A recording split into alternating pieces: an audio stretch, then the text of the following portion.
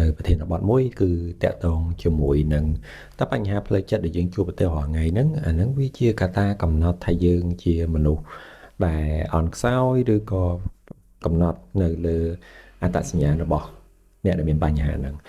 អញ្ចឹងសូមចងចាំថាបញ្ហាផ្លូវចិត្តរបស់អ្នកហ្នឹងវាមិនមែនជាអ្វីដែលកំណត់ថាអ្នកគឺជាមនុស្សអន់ឬក៏ខ្សោយឬក៏ជាមនុស្សបែបណានោះទេ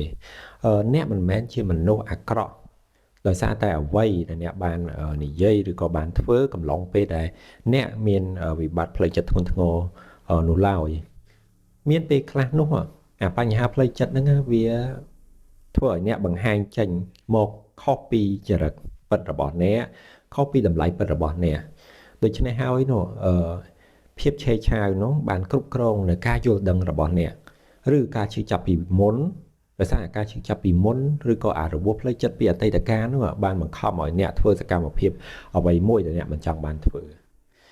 អ្នកប្រហែលជាធ្លាប់ឮឬក៏ធ្លាប់ដឹងហើយថាបញ្ហាផ្លូវចិត្តមួយចំនួននោះគឺមិនទាន់បានព្យាបាលឬក៏រកដំណោះស្រាយឲ្យបានត្រឹមត្រូវដោយសារតែបញ្ហាជាច្រើន